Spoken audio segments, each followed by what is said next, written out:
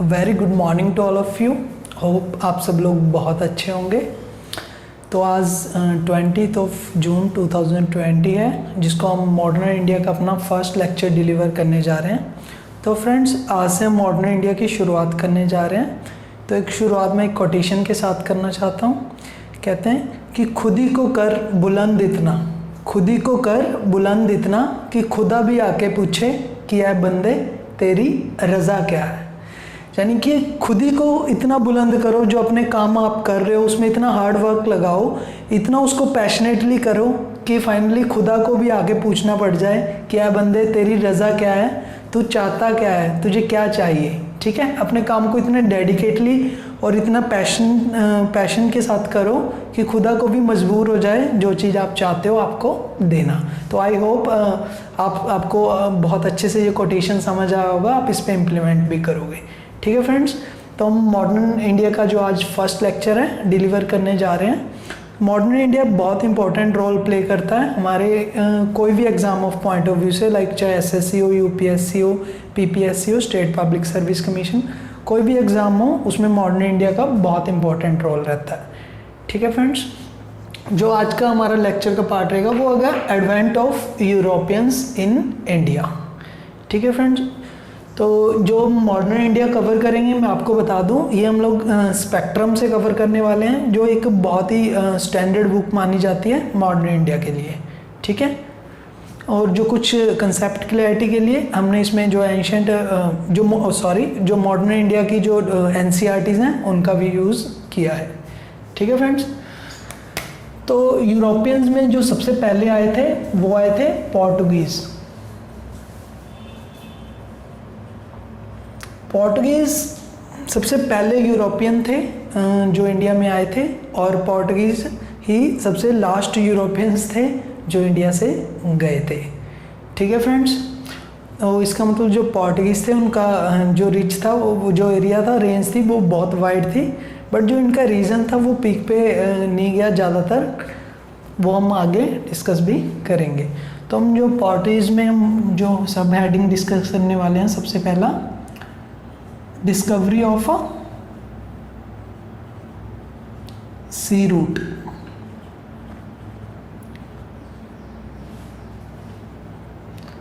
तो जो हमने जैसे कि पढ़ा था कि जो फर्स्ट पोर्टुगीज़ था वो था वास्को डी गामा। ठीक है, उसने 1498 में जो सी रूट की डिस्कवरी की थी। तो सी रूट की डिस्कवरी के साथ ही उनका जो ट्रेड था यूरोपियंस का सी रूट के थ्रू इंडिया से स्टार्ट हो गया। बट क्या हम सोच के देखें कि जो ट्रेड था, क्या पहले ट्रेड नहीं होता था?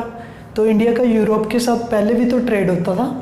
तो जो पहले ट्रेड होता था वो मोस्टली जो हमारा रीजन था,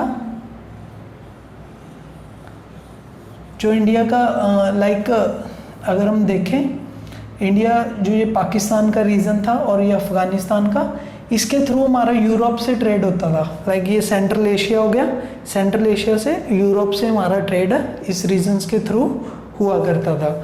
बट क्या हुआ, जो सेवन्थ सेंचुरी की बात करें तो 7th सेंचुरी में यहाँ पे जो रोमन एम्पायर था, रोमन एम्पायर का डिक्लाइन होना स्टार्ट हो गया।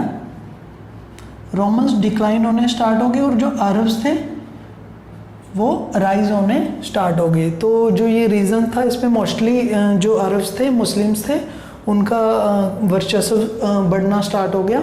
और फाइनली जो 15th सेंचुरी की बात करूँ, 1453 में जो कॉन्स्टेंटिनोपल है, जिसको 1453 में जो कॉन्स्टेंटिनोपल जो आज का अफ़गानिस्तान है, तो कॉन्स्टेंटिनोपल पे तुर्क का कब्जा हो गया। जो टर्क्स थे, टर्क्स का कब्जा कॉन्स्टेंटिनोपल पे हो गया, जिसकी वजह से क्या हुआ, जो यूरोपियंस थे इंडिया के साथ ट्रेड करते थे, इनको ट्रेड में जो ये रूट के थ्रू ट्रेड करना पड़ता था, और इस रीजन्स पे किसका कब्जा हो गया था, टर्क्स का और अरब्स का। तो इनकी वजह से ये बहुत ज़्यादा जो प्राइजेस थे वो हाई कर देते थे। लाइक ये जो टैरिफ्स जिनके इस रूट के थ्रू जाने के लिए ये टैक्स वगैरह लगाने स्टार्ट कर दिए, और जो इंडियन मर्चेंट्स थे तो उनका जैसे ही वो यूरोपियन मार्केट में अपना माल बेचते थे तो बहुत ज़्यादा कॉस्टली भी हो जाता था और उनको बहुत ज़्यादा उसका हिस्सा यहाँ पे इनको पे करना पड़ता था। ठीक है फ्रेंड्स, और अगर मैं बात करूँ, ये थी लैंड रूट। और जो रेड सी के थ्रू जो रूट था, जो रेड सी का रूट था, उस पर जो इजिप्ट का वर्चस्व बढ़ता गया और इजिप्ट के साथ साथ रेड सी पे भी इनकी मोनोपोली, जो मुस्लिम्स थे उनकी मोनोपोली होगी। और वो वाली ट्रेड होती थी रेड सी के थ्रू, उस पर भी इनकी मोनोपोली होने की वजह से ये बहुत ज़्यादा टैक्स लेते थे और टैक्स की वजह से इंडियन को ट्रेड में बहुत ज़्यादा प्रॉब्लम आती थी। तो ये भी एक रीज़न बना डिस्कवरी ऑफ सी रूट का। तो सी रूट के जो रीजंस थे कि हम पढ़ेंगे कि डिस्कवरीज के क्या क्या रीजंस थे। एक तो जो ट्रेड थी इस टाइम पे, जॉब्स ने ट्रेड को मोनोपोली हो गई थी इनकी ट्रेड रूट पे, जो ट्रेड रूट था उस पर मोनोपोली होने की वजह से, जॉब्स की मोनोपोली होने की वजह से डिस्कवरी ऑफ सी रूट की गई। और जो सेकंड रीज़न था इसका ये था कि जो 15th सेंचुरी थी उस टाइम पे जो यूरोप था, यूरोप में रेनेसेंस आ गई थी। रेनेसेंस से क्या हुआ? रेनेसेंस मतलब होता है जो यूरोप में नवीनीकरण स्टार्ट हो गया था और जैसे नई नई इंडस्ट्रीज इमर्ज होना स्टार्ट हो गई थी। लाइक उसमें इंजन की खोज भी हो गई थी। तो इंजन से क्या हुआ, बड़े बड़े शिप बिल्डिंग इंडस्ट्री तैयार हो गई। तो शिप इंडस्ट्री की, जैसे ही शिप इंडस्ट्री तैयार हुई तो उसके साथ साथ रेनेसां के साथ साथ जो इंडस्ट्रियल रेवोल्यूशंस था, इंडस्ट्रियल रेवोल्यूशन स्टार्ट हो गया यूरोप में। इंडस्ट्रियल रेवोल्यूशन स्टार्ट होने की वजह से यूरोप को बहुत ज़्यादा जो रॉ मटेरियल था उसकी रिक्वायरमेंट पड़ती थी। तो जो रिक्वायरमेंट पड़ती थी रॉ मटेरियल की, तो वो इनका ईस्ट माना जाता था रॉ मटेरियल का बहुत बड़ा source. Like India, China, Indonesia में अपने स्पाइसेस, ब्लैक पेपर, जो इंडिया था, इंडिया राइस, इंडिगो, ये सारी चीज़ें जो ईस्टर्न रीजन में काफ़ी अच्छा रॉ मटेरियल का सोर्स था। तो ये भी एक रीज़न बना जो डिस्कवरी करने का सी रूट का। ठीक है फ्रेंड्स, तो उसके बाद क्या हुआ, जो पोर्टुगीज़ था, अब मैं डिस्कवरी ऑफ सी रूट, ये थे reason discovery of sea route के। अब हम दूसरा हेडिंग पढ़ेंगे, जो स्पेक्ट्रम से ही हमने हेडिंग ली है, वो है फ्रॉम ट्रेडिंग टू रूलिंग।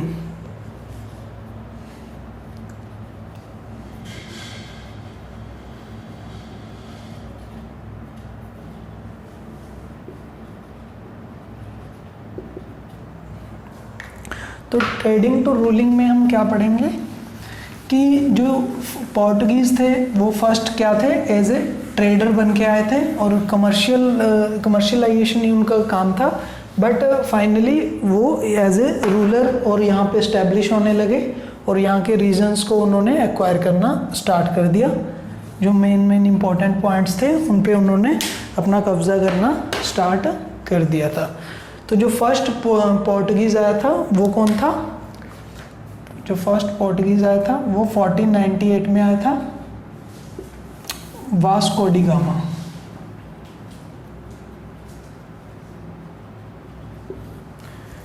ठीक है फ्रेंड, जो फर्स्ट पोर्टुगीज़ आया था वो था वास्को डी गामा, जो आया था 1498 में। जैसे ही आया तो ये पहुंचा इंडिया के कैलीकट में। ये सी रूट के थ्रू आया था, सी रूट के थ्रू ये पहुंचा था, जो इंडिया का कैलीकट वाला रीजन है। लाइक मैं आपको ड्रॉ करके बता देता हूँ। जो इंडिया का ये कैलीकट वाला रीजन है, कैलीकट में ये पहुंचा था वास्को डी गामा। और यहाँ पे कैलीकट में किसका राज था? हिंदू राजा था एक, जैमुरिन नाम का हिंदू राजा कैलीकट में उस टाइम राज करता था। और उसने वास्को डी गामा का बहुत ही अच्छा वेलकम किया, क्योंकि यूरोप के साथ हमारी ऑलरेडी ट्रेड होती थी और ये बट जो आग के आने की वजह से ये ट्रेड हमारी रुक गई थी। और ट्रेड उसके बावजूद भी होती थी बट हाई टैरिफ पे होती थी। तो जो इन्होंने डायरेक्ट सी रूट निकाला था, तो जैमुरिन ने वास्को डी गामा को बहुत ही अच्छा वेलकम किया। बट ये वेलकम जो अरब्स थे उनको रास नहीं आया, तो अरब यहाँ पे थे जो उन्होंने इस चीज़ को ऑफेंड किया, ठीक है, क्योंकि इनको पता था कि अगर ये डायरेक्ट सी रूट इन्होंने फाइंड कर लिया तो उसके बाद जो हमें टैरिफ और टैक्स मिलना बंद हो जाएगा, सिंपल सी बात है। तो वास्को डी गामा का जैमोरिन ने बहुत अच्छे से स्वागत किया। और धीरे धीरे क्या हुआ, जैसे ही वास्को डी गामा यहाँ पे आया तो धीरे धीरे वास्को डी गामा ने सोचा कि अपनी जो मोनोपोली है वो स्टैब्लिश करने की सोची, कि जो अरब्स हैं अब उनको हटा के अपनी मोनोपोली स्टैब्लिश कर ली जाए, ये वास्को डी गामा ये चाहता था, ठीक है। बट क्या हुआ, फाइनली वो 3 मंथ बाद वास्को डी गामा को वापस जाना पड़ा, तो 3 मंथ बाद वो बैक हो गया। और बैक हुआ था जब वो बहुत सारा सामान यहाँ पे ले गया था जो यूरोप में उसने मल्टीपल टाइम्स उसको बेच के बहुत सारा धन कमाया था, ठीक है फ्रेंड। और जो सेकंड पोर्टुगीज था वास्को डी गामा के बाद आया, वो आया था 1500 में, जिनका नाम था पेड्रो एल्वेरे।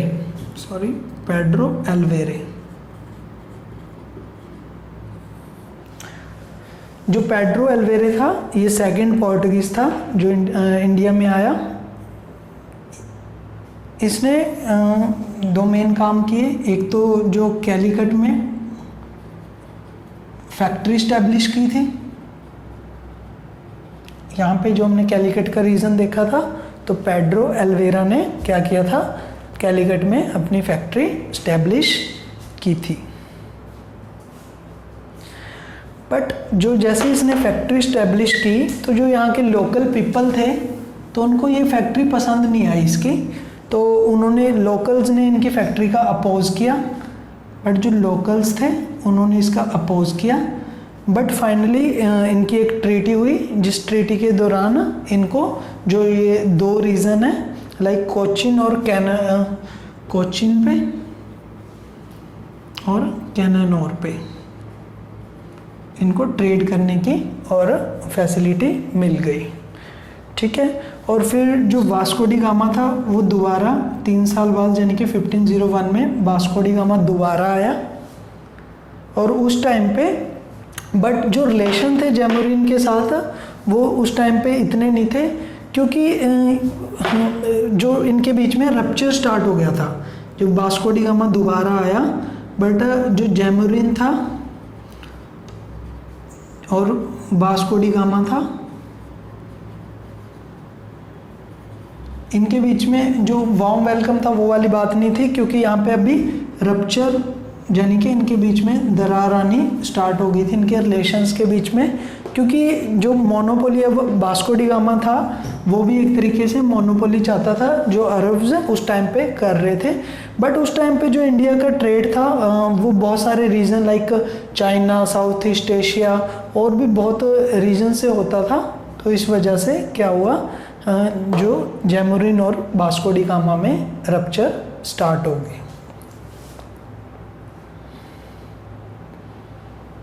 और जो इस टाइम पे अगर मैं बात करूं कि जो इम्पोर्टेंट सेंटर थे अभी इस टाइम पे, जो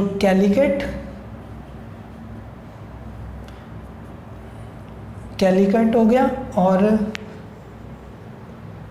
कनानौर और कोचीन,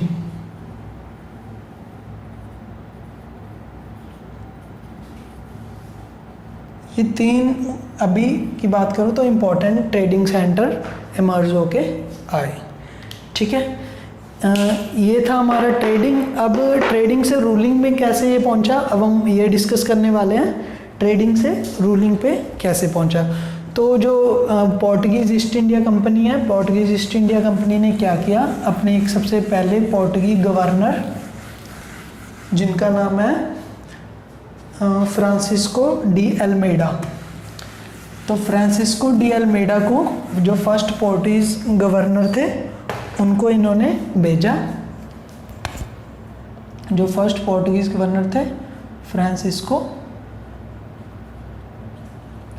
डी अल्मेडा।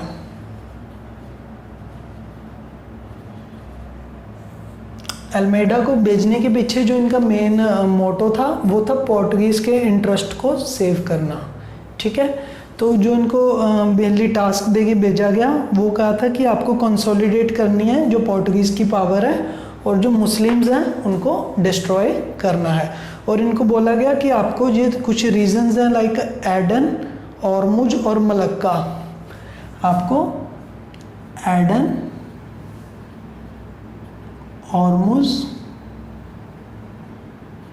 और मलक्का जो इम्पोर्टेंट सी गल्फ्स हैं जिनके सी के रीजंस हैं, तो आपको इन पे कब्जा करना है और जो फोर्ट वगैरह स्टैब्लिश करने हैं, ठीक है। तो इन्होंने क्या किया था, जो पोर्टुगीज़ थे, बट उस टाइम पे क्या था कि जो गुजरात और इजिप्ट थे वो उनकी नेवी स्टैब्लिश हो गई थी। और जैसे इन्होंने ये किया तो इनका जो नेवी के साथ है, जो अल्मेडा नेवी थी, अल्मेडा की नेवी और जो गुजरात और इजिप्ट की कंबाइंड नेवी, इजिप्ट और गुजरात की कंबाइंड नेवी, इनके साथ इनका वॉर हुआ। उस टाइम पे क्या हुआ, जो अल्मेडा थे, अल्मेडा के बेटे थे, वो इस वॉर में मारे गए और अल्मेडा की बुरी तरह से हार हो गई। बट कुछ टाइम बाद, 1 साल बाद अप्रोक्स, ये अल्मेडा दोबारा आया रिवेंज लेने के लिए और इसने जो इजिप्ट और गुजरात की जो नेवीज थी उसको पूरी तरह से डिस्ट्रॉय कर दिया और उस रीजन्स पे अपना वर्चस्व जमा लिया, ठीक है। और इसने एक पॉलिसी दी थी जो बहुत इंपॉर्टेंट पॉलिसी बोली जाती है इसकी, उसको बोला जाता है ब्लू वाटर पॉलिसी।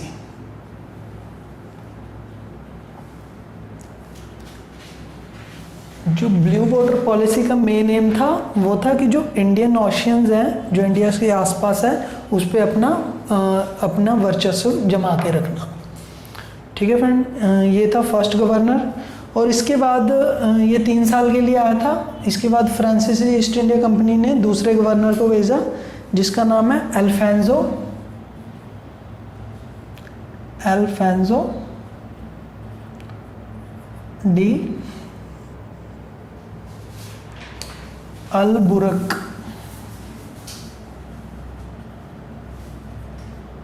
ठीक है। तो आप इसको अल्फांसो ही बोल सकते हो फॉर आवर कन्वीनियंस। तो अल्फांसो को भेजा गया। अल्फांसो का जो अल्फांसो को माना जाता है कि जो रियल पोर्टुगीज़ फाउंडर अल्फांसो ही था। जो रियल फाउंडर था पोर्टुगीज़ का वो अल्फांसो को माना जाता है, क्योंकि इसने जो मोस्टली जो पूरा ईस्टर्न एरिया था, पूरा ईस्टर्न रीजन्स पे अल्फांसो ने कब्जा कर लिया था। जिसमें हम देखें कोचिन साइड से जो ये पूरी ईस्टर्न साइड थी इस पे कब्जा कर लिया था, और जो अफ्रीका के भी कुछ रीजन्स थे और जो वेस्ट एशिया के जो इस पार्ट के कोई रीजन थे, पूरा ईस्ट एशिया पे इसने कब्जा, ईस्टर्न साइड्स पे कब्जा कर लिया था। और जो कुछ और इम्पोर्टेंट इवेंट्स हैं, इन्होंने क्या किया था, 1510 में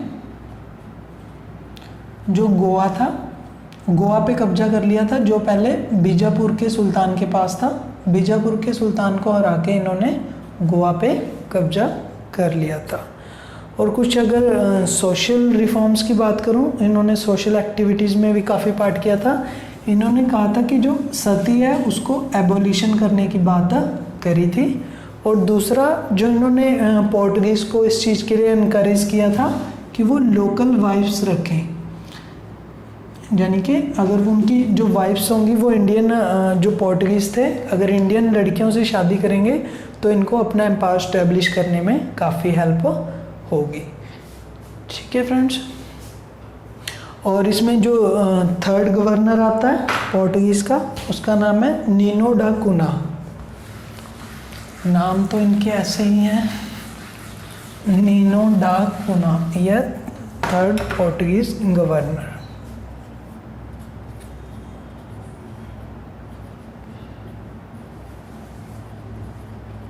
एक्चुअली नेम इनका उसमें है ना पोर्टुगीज़ में, तो इस वजह से आई थिंक नीनो डा कुना के इवेंट की बात करूं तो इन्होंने क्या किया था, जो 1529 में जो जैसे गोवा था इनके पास, तो जो अपनी जो मेन हेडक्वार्टर था वो कोचीन से इन्होंने गोवा शिफ्ट कर दिया था। जो हेडक्वार्टर था कोचीन से गोवा शिफ्ट कर दिया। और इन्होंने 1534 में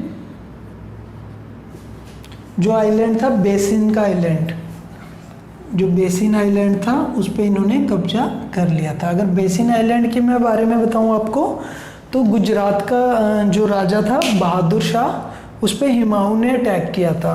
तो वो हुमायूं के अटैक से बचने के लिए जो फ्रांस गवर्नर है निंडो दा कुना के पास आया और उसने उनको ये बेसिन आइलैंड ऑफर किया था उनकी हेल्प के बदले।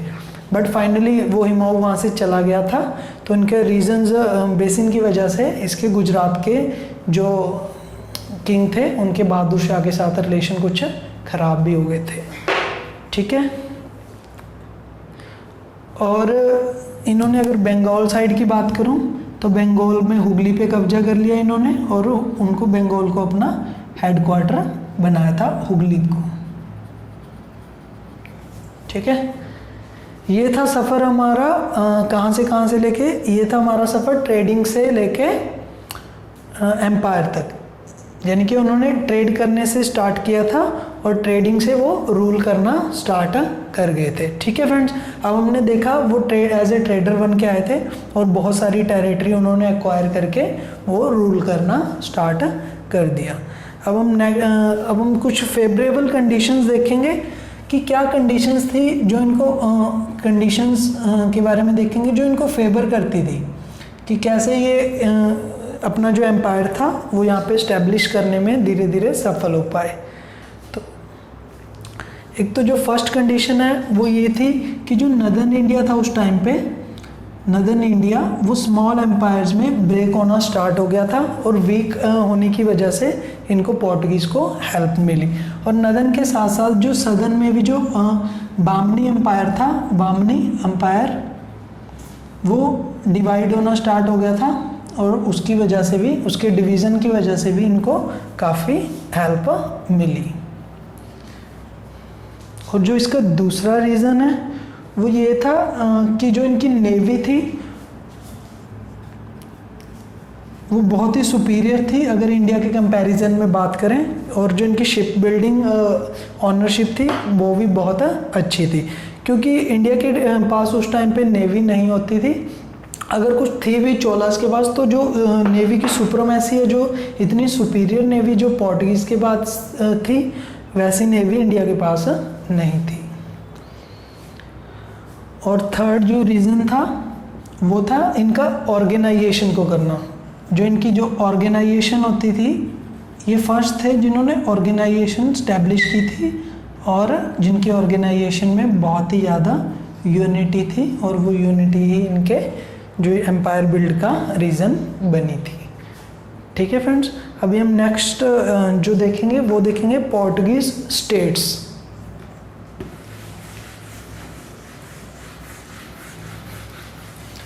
जो पोर्टुगीज़ स्टेट्स थी हमारी वो कौन कौन सी थी कि किन किन रीजन पे जो पोर्टुगीज़ सेटलमेंट थी वो हम इसमें डिस्कस करेंगे।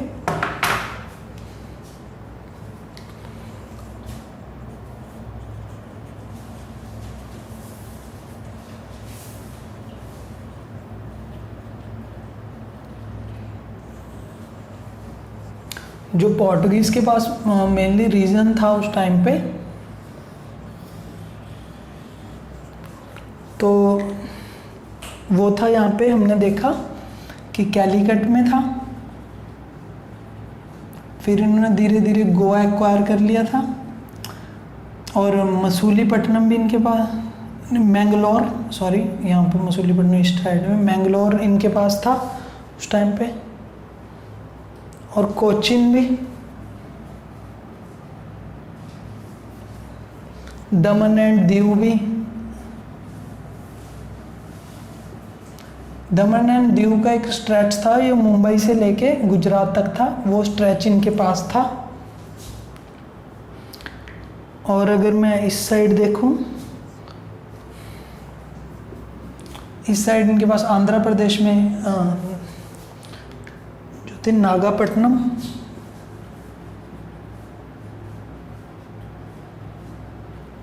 यहाँ पे सेंट थॉमस,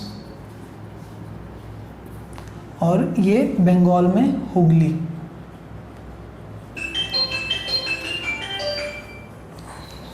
जो इनके रीजन्स माने जाते हैं मोस्टली वो ये रीजन्स माने जाते हैं। ठीक है फ्रेंड्स, तो हुगली ये पोर्टुगीज़, जो पोर्टुगीज़ की मेन स्टेट्स थी, ये पोर्टुगीज स्टेट थी। अब हम पढ़ेंगे पोर्टुगीज एडमिनिस्ट्रेशन।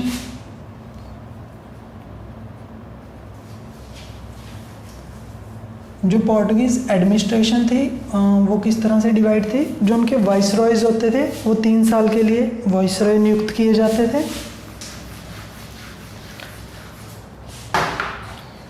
वाइसरॉय होते थे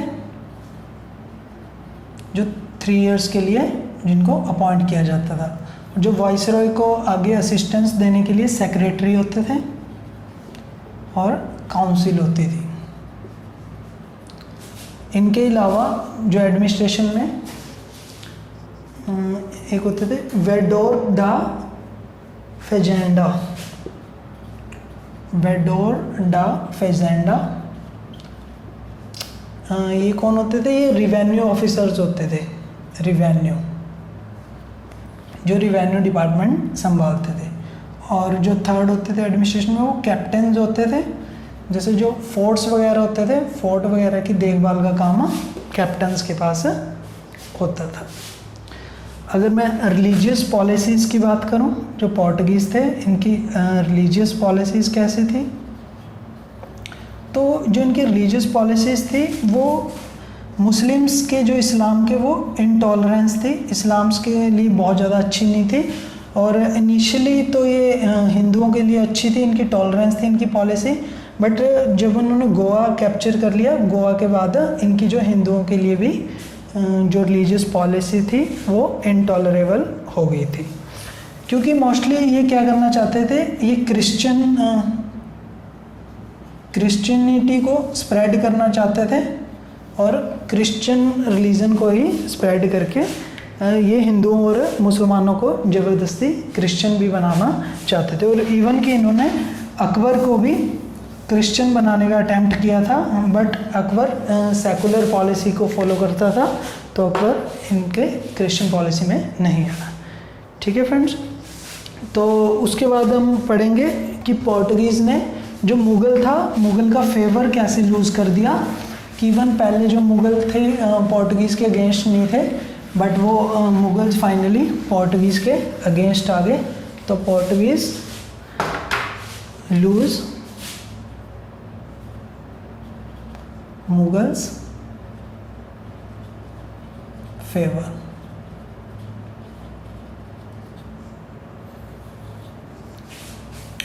ठीक है फ्रेंड्स, तो पोर्टुगीज़ ने मुग़ल का फेवर लूज़ किया। उसके क्या रीजंस थे कि एक तो जो फर्स्ट रीज़न था वो था जैसे 1608 में जो ब्रिटिश गवर्नर था, जो ब्रिटिशर था विलियम हॉकिंस।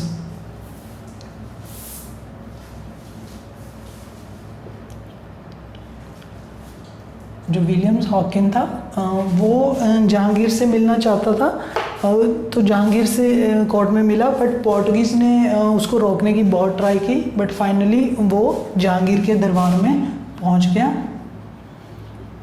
और जहांगीर को इम्प्रेस कर दिया। और इम्प्रेस करके उसने उससे परमिशन, ट्रेड की परमिशन ले ली। ठीक है फ्रेंड्स, उसने जहांगीर को कैसे खुश किया था? एक्चुअली वो टर्किश लैंग्वेज जानता था, तो जहांगीर से उसने डायरेक्टली विदाउट एनी कन्वर्टर की हेल्प से उन्होंने जहांगीर से बात की। तो जहांगीर बहुत इम्प्रेस हुआ और उसको 14 मनसब्स उसको दे दिए और एज ए सैलरी भी उसको देने लग गया। बट जो पोर्टुगीज़ थे, पोर्टुगीज़ को ये पसंद नहीं आया, पोर्टुगीज़ इससे ऑफेंडेड थे। तो पोर्टुगीज़ ने क्या किया, पोर्टुगीज़ ने जो ब्रिटिशर शिप थे, जो ब्रिटिश शिप को उन पे उन्होंने हमला करना स्टार्ट कर दिया और ब्रिटिश शिप को एक्वायर कर लिया। ये बात भी जो मुगल्स थे, मुगल को पसंद नहीं आई, इसीलिए उनके रिलेशन थोड़े मुगल के साथ बिगड़ गए। और जो पोर्टुगीज़ थे उनकी जो पोर्टुगीज़ मोस्टली पायरेसी के लिए भी माना जाता है कि जो इंडियन ओशियन था पोर्टुगीज़ उसमें पायरेसी का काम भी करते थे, चाहे वो ब्रिटिश शिप हो और इवन की लास्ट में तो जो मुग़ल शिप होते थे उनको भी इन्होंने प्लंडर करना स्टार्ट कर दिया था, जो चीज़ मुग़ल्स को ऑब्जेक्शन जिस चीज़ पे बहुत ज़्यादा हुआ। और इसी वजह से जो मुग़ल्स थे लाइक इन्होंने जो हुगली भी कैप्चर कर लिया था इन पे। जो पोर्टुगीज़ के पास हुगली था तो हुगली में क्या हुआ था, जो पोर्टुगीज़ थे इनकी मोनोपोली थी सैल्ट ट्रेड में, लाइक टैक्स पे भी ये तवाक्कु लेते थे। और जो इनका फेमस ऑक्यूपेशन वहाँ पे था वो था स्लेव ट्रेड का। जो स्लेव ट्रेड करते थे ये मोस्टली हुगली में, ठीक है। तो ये हुगली में स्लेव ट्रेड करने लग गए। इसके लिए रिगार्डिंग क्या हुआ कि जो पोर्टुगीज़ ने 2 स्लेव को कैप्चर कर लिया जो मुमताज़ महल की स्लेव गर्ल थी। तो मुमताज़ महल की गर्ल्स को जब इन्होंने ऑब्जेक्ट किया तो जो वो मुग़ल्स थे वो बहुत ही ज़्यादा ऑब्जेक्टेड हो गए और उन्होंने हुगली पे कब्जा कर लिया। इस तरह से जो पोर्टुगीज़ थे उन्होंने मुग़ल्स का कंप्लीट फेवर लूज़ कर दिया और यही पोर्टुगीज़ के डिक्लाइन होने का कारण बना। अब हम पढ़ेंगे इसमें जो पोर्टुगीज़ के डिक्लाइन होने के क्या कारण थे और पोर्टुगीज़ का डिक्लाइन स्टार्ट हो गया। ठीक है फ्रेंड, जो पोर्टुगीज़ थे वो डिक्लाइन होने क्यों स्टार्ट हुए, उसके रीजंस थे डिक्लाइन होने के। जो फर्स्ट रीज़न था वो था जो इजिप्टियन थे और जो नदर्न इंडिया था और जो मराठास थे, जो कुछ रीजनल पावर थी ये, इनका इमर्जेंस स्टार्ट हो गया और इनके इमर्जेंस की वजह से जो पोर्टुगीज़ थे उनका डाउनफॉल स्टार्ट हो गया। इवन कि मराठास ने गोवा को भी कैप्चर कर लिया था और जो बेसिन पे भी कब्जा कर लिया था इन्होंने लास्ट में। और जो इनकी डिसऑनेस्ट ट्रेड थी प्लस जो इनकी पायरेसी की पॉलिसीज़ थी, ये भी इनके जो डिक्लाइन होने का एक रीज़न बना। और अदर रीज़न था ब्राज़ील।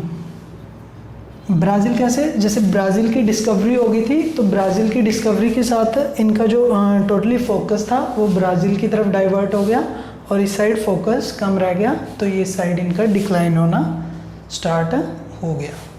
अभी इनका जो सी रूट था वो नो लॉन्गर सीक्रेट, जो सी रूट था अभी सीक्रेट नहीं रहा था। सीक्रेट कैसे नहीं रहा था, क्योंकि जो ब्रिटिशर्स थे और जो फ्रेंचीज थे उन्होंने भी इस रूट के थ्रू ट्रेड करना स्टार्ट कर दिया था और जो इनकी मोनोपोली थी इस ट्रेड रूट के थ्रू, इनकी मोनोपोली ख़त्म हो गई थी। ठीक है फ्रेंड, इस तरह से क्या हुआ, ब्रिटिशर्स का इंडिया में जो पोर्टुगीज़ थे, पोर्टुगीज़ का इंडिया में बिल्कुल डिक्लाइन हो गया।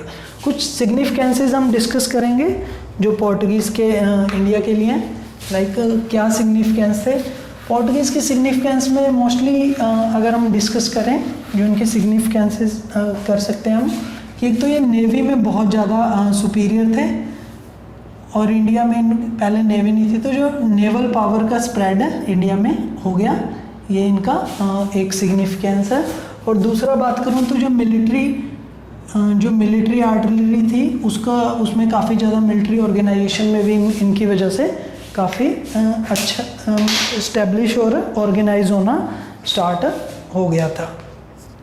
और थर्ड, ये जैसे शिप बिल्डिंग में काफ़ी महारत हासिल थी पोर्टुगीज़ को, तो शिप बिल्डिंग इंडस्ट्री में भी इनको काफ़ी बेनिफिट हुआ था। और फोर्थ बात करूं मैं तो जो इनके मिशनरीज थे उन्होंने आर्ट्स को काफ़ी प्रमोट किया, लाइक स्कल्पचर, पेंटिंग, स्कल्पचर और इवन की सिल्वर स्मिथ और गोल्ड स्मिथ जैसी चीज़ों को इन्होंने प्रमोट किया, तो ये सिग्निफिकेंस था। अब पोर्टुगीज़ के बाद हम पढ़ेंगे कौन है, डच ईस्ट इंडिया कंपनी की इस्टेब्लिशमेंट हुई और डच इंडिया में आए। जो दूसरे आए यूरोपियन थे वो थे इंडिया में आने वाले डच। डच क्या थी, डच जो ईस्ट इंडिया कंपनी थी नीदरलैंड की, जिनका जो मोस्ट प्रॉब्ली जो मोटो था वो था कमर्शियल मोटो था इनका, जो डच का मोटो था।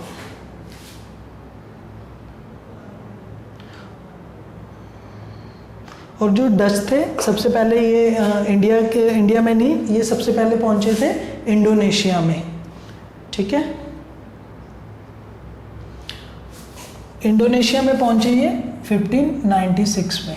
इन्होंने सुमात्रा जैसे कई आइलैंड थे उन पे कब्जा स्टार्ट कर दिया, और जो इंडोनेशियन आइटम्स थी लाइक पेपर स्पाइसेस, उस पर इन्होंने अपनी ट्रेड करनी स्टार्ट कर दी थी। फिर जो इंडिया में अब डच ने उसके बाद इंडिया में किया, जो इंडियन सेटलमेंट्स थी डच की,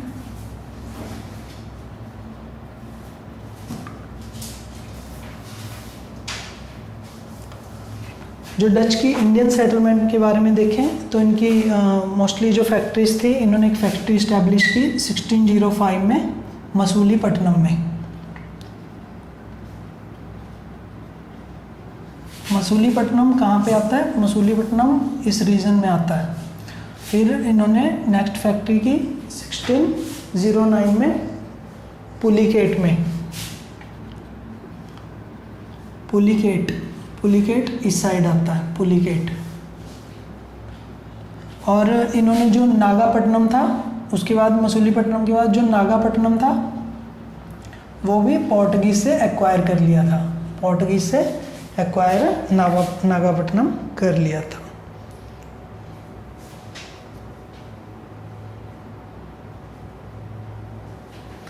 और जो कुछ और वो इनकी मेन फैक्ट्रीज थी उनके बारे में मैं आपको बता दूं, लाइक डच की सूरत इनकी फैक्ट्री थी मेन।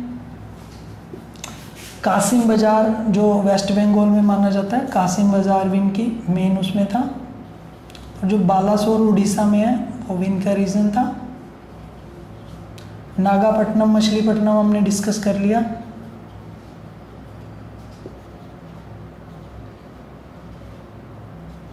ये इनके मेनली जो रीजन माने जाते हैं। और कराईकल और चिंसूरा भी इसमें ऐड है, लाइक कराईकल रीजन और चिंसूरा भी इसमें माने जाते हैं। अभी फिर क्या हुआ, जो डच एम्पायर था वो डिक्लाइन होना स्टार्ट हो गया धीरे धीरे। डच होने के डिक्लाइन होने के पीछे जो रीज़न थे इनके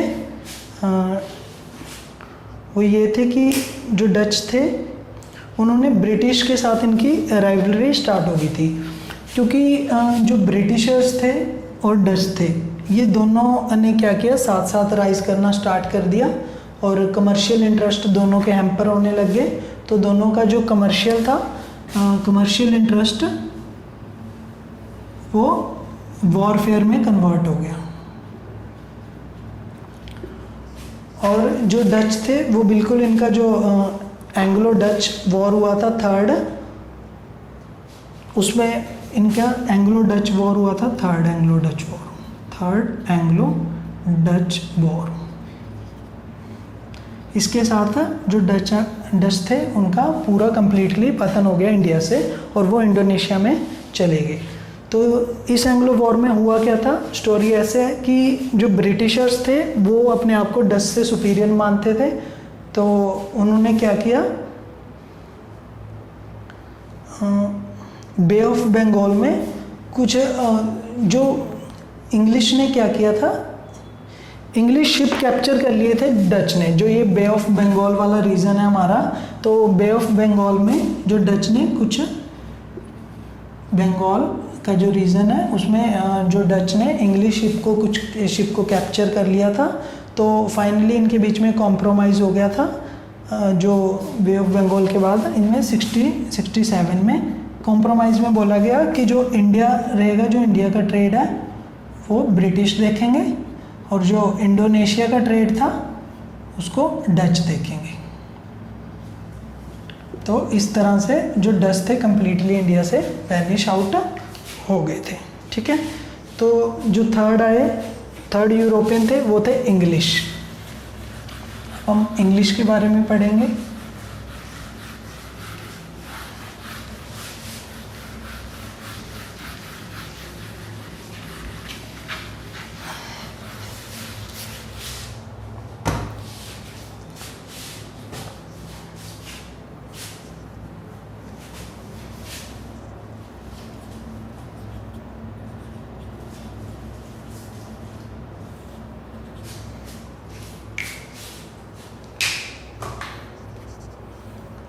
इंग्लिश आना है, उसके बाद स्टार्ट हुए थर्ड जो यूरोपियन थे।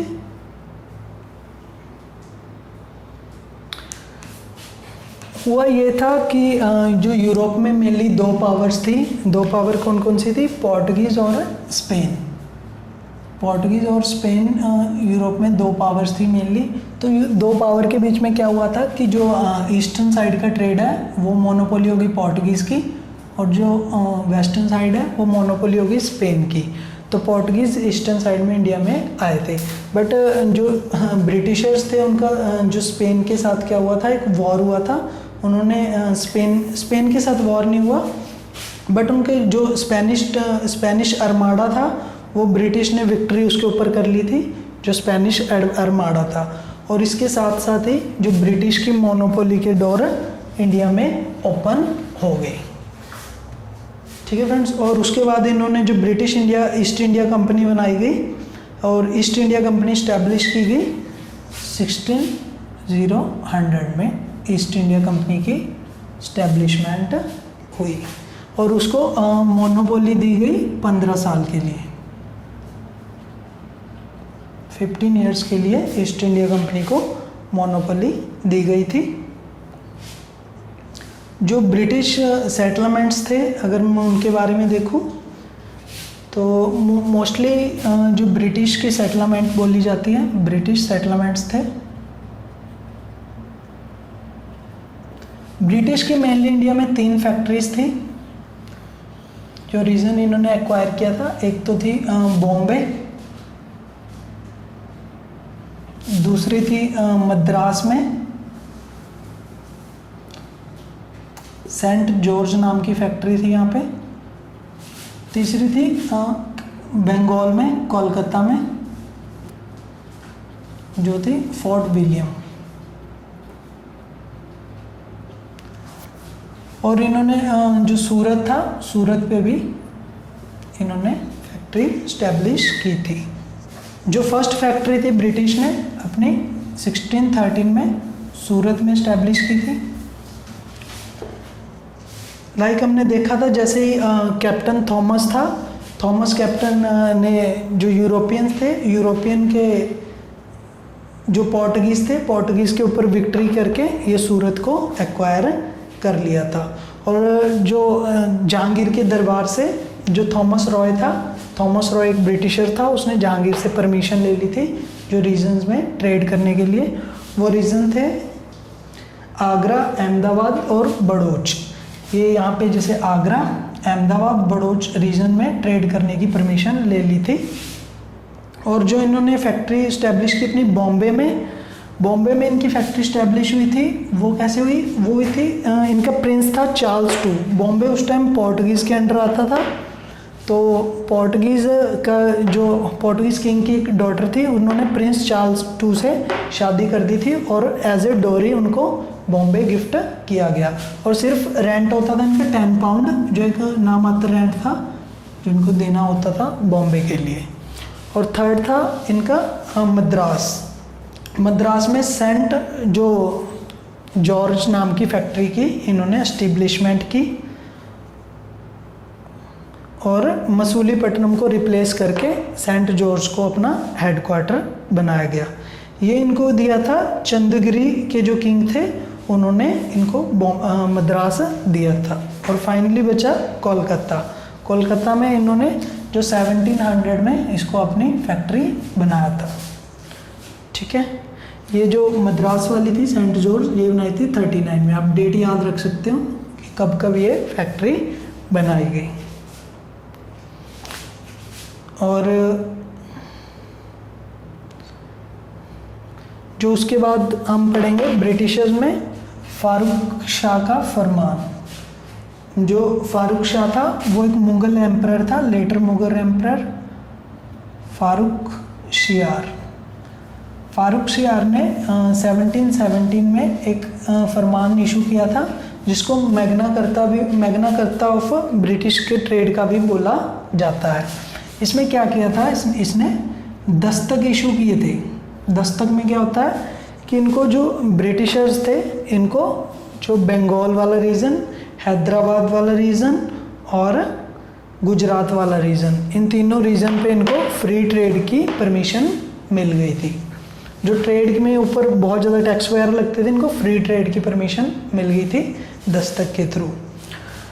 उसके बाद ब्रिटिशर्स की कुछ कंपनियां मर्ज होके आई, जिस टॉपिक हम पढ़ेंगे इसके under merger of companies.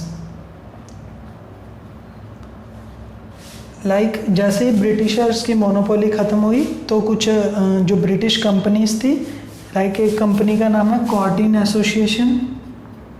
कॉर्टिन association emerge होके आई थी उस टाइम पे।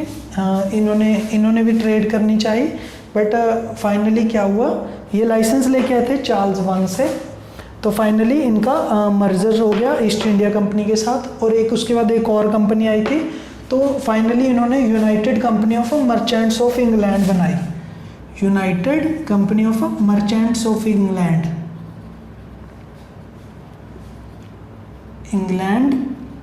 इन ईस्टर्न इंडिया। ईस्टर्न एशिया मतलब ईस्टर्न साइड में, पूरे ईस्टर्न एशिया में, ठीक है, जो इनकी पूरी ट्रेड होती थी। फिर ये ईस्ट इंडिया कंपनी थी, ये एक मर्जर बनके फेमस हुई, ठीक है फ्रेंड्स। और जो लास्ट पोर्टुगीज थे इनके बाद आए वो थे फ्रेंच। अब हम फ्रांस के बारे में पढ़ेंगे। ये हमने ब्रिटिश तक पढ़ा,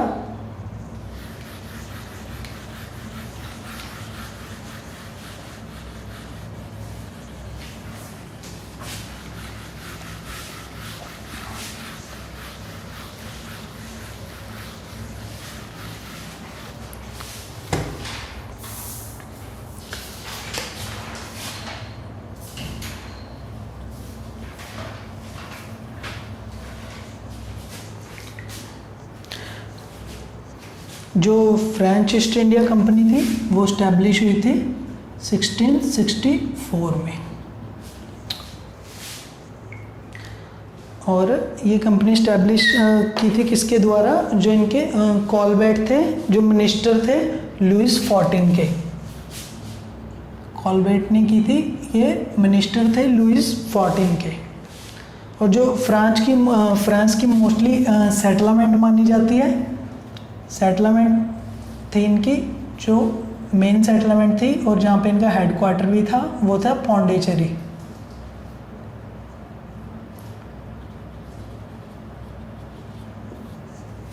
ठीक है, जिसको पुडुचेरी या पौंडीचेरी हम कुछ भी बोल सकते हैं।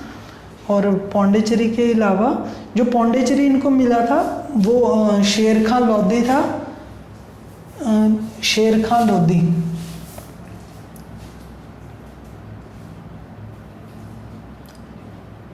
शेर खान लोधी ने क्या किया था, जो मसूलीपट्टनम का उस टाइम पे गवर्नर था फ्रांसिस्को मार्टिन, जो डायरेक्टर था मसूलीपट्टनम का फ्रांसिस्को मार्टिन, उसको इन्होंने ग्रांट में दी थी।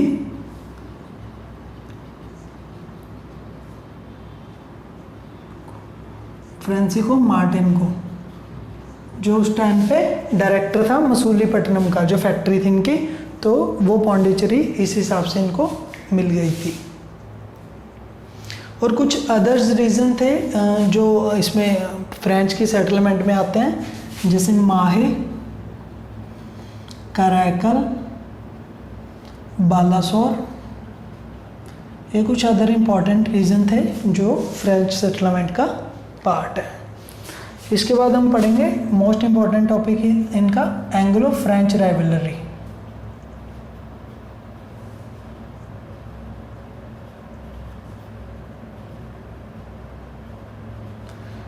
जो फ्रांस थे ये भी इंडिया में अपनी कमर्शियल मोनोपोली करना चाहते थे, और ब्रिटिशर्स भी कमर्शियल मोनोपोली करना चाहते थे। तो हुआ ये, दोनों की जो कमर्शियल मोनोपोली करने की इच्छा है वो उनको एक वॉर के पॉइंट पे ले आई। तो उनके बीच में 3 वॉर हुए थे, जिनको हम जिनको जो एंग्लो फ्रांच के बार हुए थे, इनको 3 कर्नाटक वॉर्स हुए। इनमें जो 3 कर्नाटक वॉर हुए, कर्नाटक क्या है, मोस्टली जो तमिलनाडु का रीजन है, जो कोरोमंडल कोस्ट है, उसको बोला जाता है। ये मोस्टली जो वॉर हुए उसके रीजन के अराउंड ही हुए थे, तो इसीलिए इनको कर्नाटक वॉर भी बोला जाता है। ठीक है, तो अब हम 3 कर्नाटक वॉर पढ़ेंगे। फर्स्ट वॉर, जो फर्स्ट वॉर हुआ था वो हुआ था 1740 से 48 तक। ठीक है, अभी कोई भी वॉर होता है उसका एक रीजंस होते हैं, तो हम सबसे पहले इसका देखेंगे कि ये वॉर का बैकग्राउंड क्या था। वॉर का जो बैकग्राउंड का मेनली कारण था वो था सक्सेशन ऑफ ऑस्ट्रिया। उस टाइम पे जो ऑस्ट्रिया था, ऑस्ट्रिया एक बॉर्न ऑफ कंटेमिनेशन थी, किनके बीच में, वो थी यूरोप और ब्रिटिशर्स के बीच में और फ्रांस के बीच में। तो यूरोप में इनके बीच में ऑलरेडी जो रिलेशंस थे वो डिग्रेड हो चुके थे और ये राइवलरी पे पहुंच चुके थे। बट जो इमीडिएट कॉज था इस फर्स्ट वॉर का, वो बना इमीडिएट कॉज बना, वो बना मद्रास, जो बना ब्रिटिशर ने क्या किया था, जो इमीडिएट कॉज था, ब्रिटिशर्स अपने आप को सुपीरियर मानते थे, तो उन्होंने फ्रांसीसी जो शिप था, शिप को कैप्चर कर लिया। जो फ्रांसीसी शिप को कैप्चर कर लिया इन्होंने, ब्रिटिश ने, तो जो फ्रांसीसी गवर्नर था ड्यूप्ले ने मॉरिशस के किंग की हेल्प से क्या किया, मद्रास को कैप्चर कर लिया। जो ब्रिटिशर्स की उस टाइम पे टेरिटरी थी, तो इन्होंने मद्रास को कैप्चर कर लिया। तो फाइनली जैसे इन्होंने मद्रास को कैप्चर कर लिया, वो किया था इन्होंने 1746 में। ठीक है फ्रेंड्स, तो ये इनका इमीडिएट कॉज था।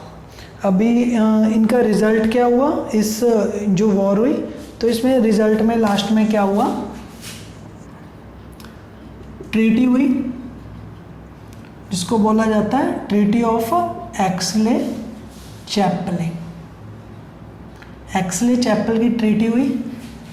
तो इसमें क्या हुआ, इसमें जो ब्रिटिशर्स थे उनको उनका मद्रास वापस दे दिया गया, और जो फ्रांसीसीज थे, जो फ्रांसीसीज को जो नॉर्थ अमेरिका की कुछ कॉलोनीज थी वो पार्ट दे दिया गया था। और इसके साथ साथ जो ब्रिटिश में ऑस्ट्रेलिया के सक्सेशन का वॉर था वो भी यहाँ पे ख़त्म हो गया था। ठीक है फ्रेंड्स, ये था ब्रिटिशर्स के बीच में जो फर्स्ट वॉर हुआ था।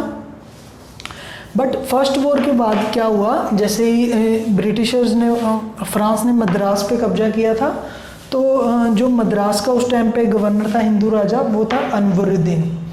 अनवरुद्दीन चाहता था कि मद्रास की टेरिटरी उनकी हो, बट उन्होंने, जो फ्रांस थे, उन्होंने बोला कि बाद में दे देंगे उनको जीत के। बट क्या हुआ, जो वो अपने प्रॉमिस को पूरा नहीं किए, तो इस प्रॉमिस ना पूरा करने की वजह से जो सेकंड वॉर हुआ,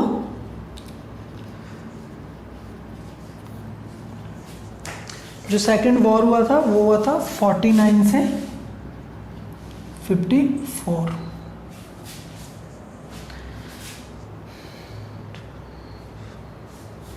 ठीक है फ्रेंड्स, तो जो इनका जो बैकग्राउंड था इस वॉर का, वो ये था कि जो ड्यूप्ले की पावर थी वो बहुत ज़्यादा राइज कर रही थी। ड्यूप्ले की पावर बहुत ज़्यादा राइज कर रही थी, जो ब्रिटिशर्स को डाइजेस्ट नहीं हो रही थी। तो ड्यूप्ले की पावर का राइज है इनका जो बैकग्राउंड कॉज था। और जो इमीडिएट कॉज बना इसका सेकंड वॉर का, वो था निज़ामुल मुल्क की डेथ। जो इमीडिएट कॉज था वो था डेथ ऑफ निज़ामुल मुल्क। जो निज़ामुल मुल्क था उसकी, जो हैदराबाद में था, और रिलीज ऑफ चंदा साहब।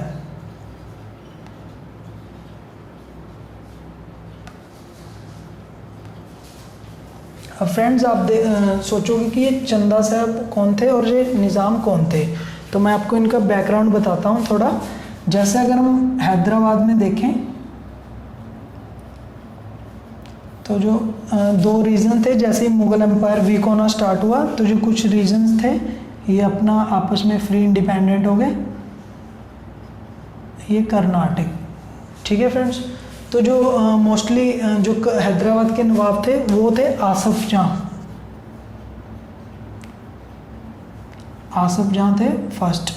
तो आसफ जहाँ इनके हैदराबाद के फर्स्ट नवाब थे। तो इनकी डेथ के बाद क्या हुआ, इनकी डेथ के बाद जो इनका बेटा था उसका नाम था नासिर जंग, वो उनकी गद्दी पे बैठना चाहता था। बट ये थे जो आसफ जहाँ, इसको हैदराबाद की गद्दी पे नहीं बिठाना चाहते थे क्योंकि ऑलरेडी ये इनको मारने का अटैम्प्ट कर चुका था। तो इस वजह से इन्होंने इसको ना बिठा के इन्होंने मुजफ्फर जंग को चुना। मुजफ्फर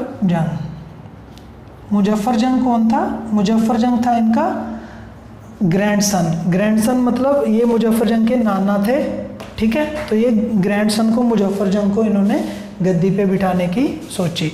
पर अगर मैं कर्नाटक की बात करूं, कर्नाटक में जो किंग जो राज कर रहा था उस टाइम पे कर्नाटक में वो थे सादतुल्ला खां। सादतुल्ला का कोई बेटा नहीं था, तो सादतुल्ला ने अपने जो फ्रेंड थे, फ्रेंड के बेटे को गोद लिया, दोस्त अली को, और दोस्त अली को कर्नाटक का नवाब बना दिया। बट दोस्त अली की डेथ के बाद जो इनका जो कर्नाटक का नवाब बना वो बना सफदर अली, जो इनका बेटा था सफदर अली, ठीक है। दोस्त अली का बेटा सफदर अली बना। और जो चंदा साहिब था वो क्या था? सन इन लॉ था दोस्त अली का। चंदा साहब क्या था? जो इनका सन इन लॉ था दोस्त अली का, ठीक है। रोक दो 2 मिनट। तो हमने देखा कि जो दोस्त अली था, दोस्त अली का बेटा था सफदर अली, और जो सन इन लॉ था वो था चंदा साहब। यानी कि हमने बात करी थी यहाँ पे डेथ ऑफ निज़ाम, यानी कि इसकी डेथ की, और रिलीज़ हुआ था चंदा साहब। चंदा साहब कैसे रिलीज़ हुआ था? जो सफदर अली था उसका बेटा उसके बाद गद्दी पे बिठाया गया।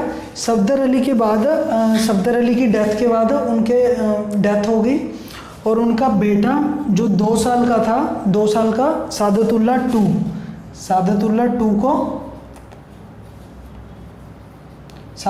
टू को कर्नाटक का नवाब बनाया गया। तो बट वो 2 साल का था, तो अनवरुद्दीन था, अनवरुद्दीन को सादतुल्ला की केयर टेकिंग के लिए उसको चीफ बनाया गया। बट सादतुल्ला की 2 साल बाद ही डेथ हो गई थी, तो अनवरुद्दीन उसका नवाब बन गया। बट उस टाइम पे क्या था? चंदा साहब क्या था? मराठाओं के पास कैप्चर था, मराठाओं के पास।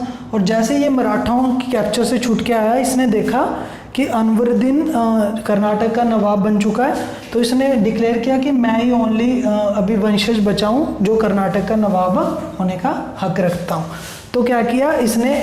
जो नासिर जंग था मेनली, जो चंदा साहब था, चंदा साहब ने मुजफ्फर जंग की हेल्प करने की सोची, चंदा साहब ने ब्रिटिश की हेल्प से, फ्रांस की हेल्प से क्या किया? अनवरुद्दीन पे अटैक कर दिया और अनवरुद्दीन को मार दिया। तो उसके बाद चंदा साहब फ्रांस के साथ हो गया, और ये 3 पार्टी बन गई, लाइक मुजफ्फर जंग, चंदा साहब और फ्रांस। ये तीनों एक साइड हो गए, और नासिर जंग एक साइड हो गया, और अनवरुद्दीन इनकी साइड था, अनवरुद्दीन और प्लस इंग्लिश, ये दोनों गुटा हुए, और इनके बीच में जो सेकेंड वॉर ऑफ कर्नाटक हुआ, ठीक है। तो फ्रेंड्स अब हम सेकेंड वॉर ऑफ कर्नाटक हमने डिस्कस किया, हम देखेंगे आगे इसके बाद क्या हुआ।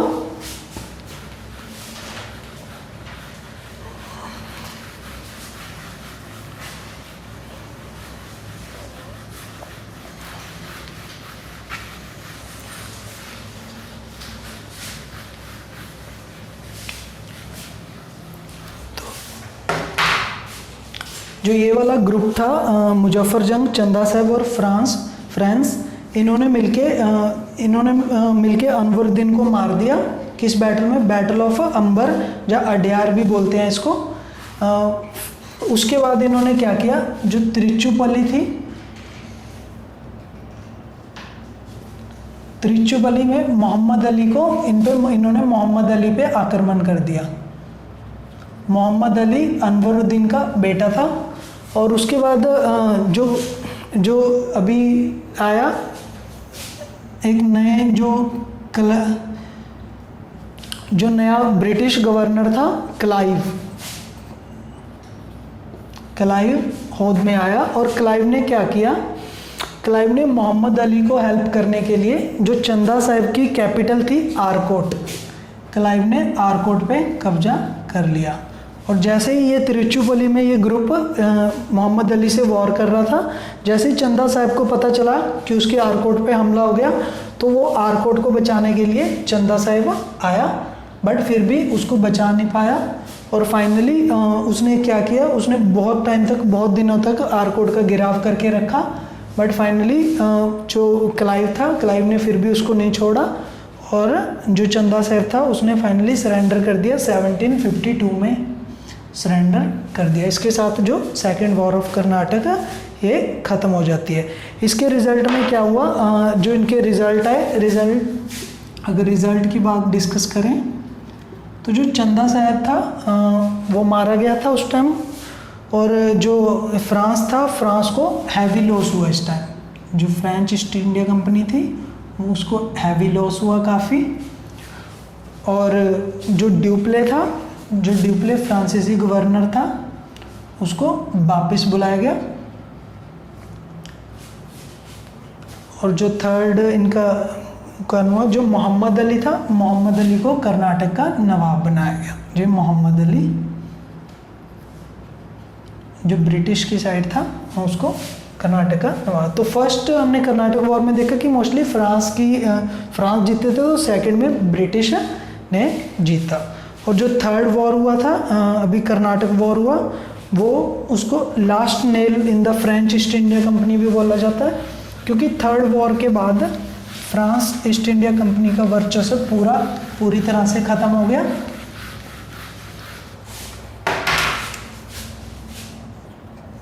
थर्ड कर्नाटक वॉर, इसको लास्ट नेल भी कहा जाता है, last nail in the French coffin. ठीक है, तो इस वॉर में क्या हुआ था, जो अभी ड्यूप्ले हमने देखा कि वापस चला गया था, तो ड्यूप्लेक्स को रिप्लेस किया गोइडू ने ड्यूप्ले को रिप्लेस कर दिया। तो अगर मैं बैकग्राउंड की बात करूं, बैकग्राउंड में क्या हुआ था, यहाँ पे जो ऑस्ट्रिया था, ऑस्ट्रिया ने अपना क्लेम करना स्टार्ट कर दिया। जो उनका रीजन था सिलेसिया रीजन्स पे अपना क्लेम करना स्टार्ट कर दिया, जिसकी वजह से ब्रिटेन और फ्रांस के बीच में एक 7 ईयर वॉर स्टार्ट हो गया। 7 ईयर वॉर, इसका जो मोस्टली टाइम पीरियड माना जाता है वो 56 से 63, ये 7 ईयर वॉर इसका कॉज बना। और जो ये बैटल हुई, इस बैटल में क्या हुआ, ब्रिटिशर्स की जीत हुई और फ्रांस को काफ़ी ज़्यादा लॉस हुआ, और फ्रांस इवन की पूरा ख़त्म ही हो गया। और लास्ट में इनकी जो बैटल हुई थी, ये बैटल ऑफ बैंडी वॉश हुई थी, जो 1760 में हुई थी। ठीक है, इस बैटल के दौरान क्या हुआ था, ब्रिटिश ने जो इनके टेरिटरीज थी, पौंडीचेरी और माहे, इनको कैप्चर कर लिया था।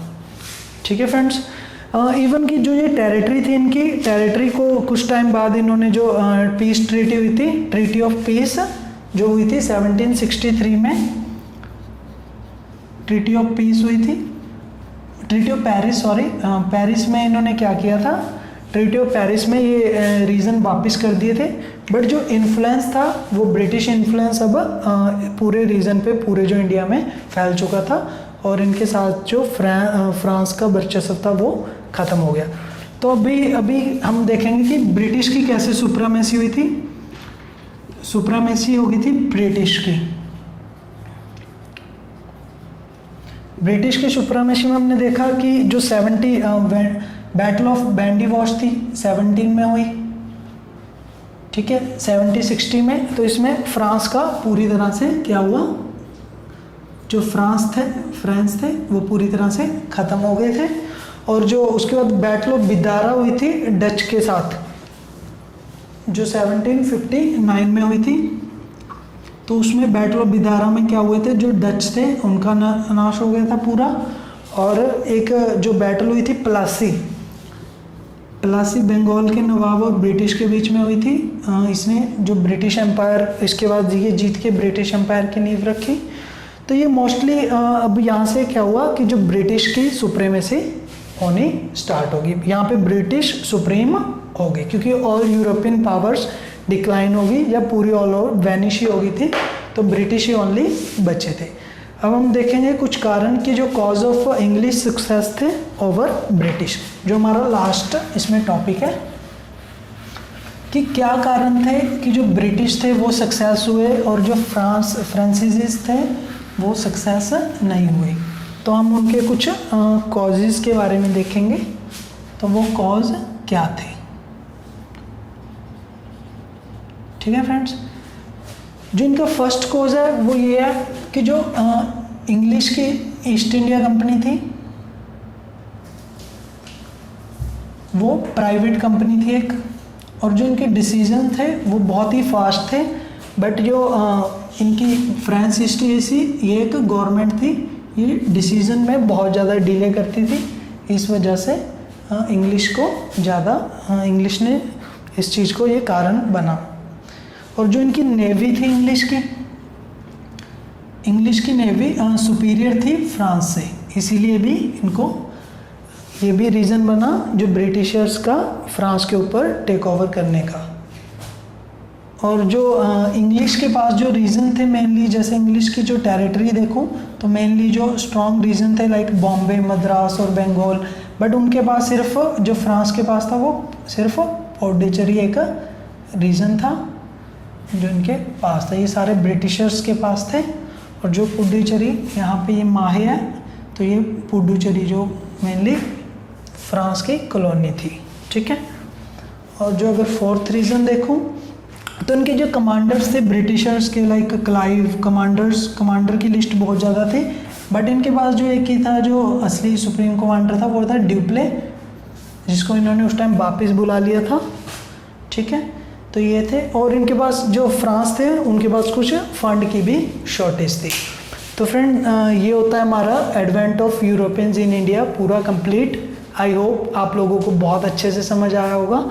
इस वीडियो को एक बार अगर आपको ये चीज़ की कोई डाउट होता है तो भी आप कमेंट बॉक्स में पूछ सकते हो। और उसके बाद इसको इतना अच्छे से, मतलब मैंने अपनी तरफ से अच्छे से बहुत कोशिश करके समझाया। बट अगर फिर भी आप लोगों को कमी लगती है, जो कुछ भी होता है, आप कमेंट में मुझे सजेशन कर सकते हो, ठीक है फ्रेंड्स। आई होप आप लोगों को बहुत अच्छे से समझ आएगा। Thank you so much.